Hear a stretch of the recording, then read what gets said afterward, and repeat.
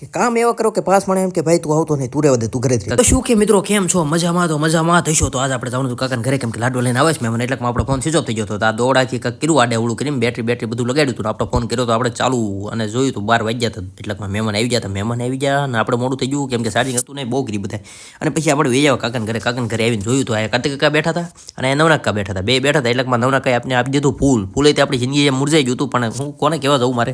અને બીજી બાજુ કાકા મસાલો મૂક્યો હતો. મેં કીધું મસાલો કોનો છે? કાકા મારો છે. મેં કીધું ન હોય તો કે ઓકે કરો કે. મેં કીધું ઓકે. પછી અહીંયાથી આપણે આવી ગયા સીધું ચાર્જર લઈને ઘરે કાકાના, કેમ કે લાઈટ આવી ગઈ હતી. ફટાફટ ચાર્જિંગમાં ફોન મૂકી દીધો. એટલે આપણી લાલ ધનો અહીંયા પડી મિસ્યુ ધનો કેટલા દિવસથી પડી સામને એક દી કાઢશું આપણે. અને પછી અંદર આવ્યા હતા. એટલે આપણે હાથમાં રમકડાઈ ગયો. આપણે કાકા હું લાઈટ કરતા કાકા આખી બંધ કરી. પછી આપણે લાઈટ કરી ત્યારે ખબર પડી આ નો કરે. ઓ ભાઈ પછી અહીંયા જોયું તો જમવાનું બધું તૈયાર હતું. તો કીધું હવે બે જઈ હું વાર છે. એટલે બધાને બેઠી દીધા હતા. આપણે કાકાને કીધું તમારે નથી જમવાનું, તો કે લાગશે વાર પણ આવશે મજા. મેં કીધું વાંધો નહીં, મજા આવે તો મને કહેજો.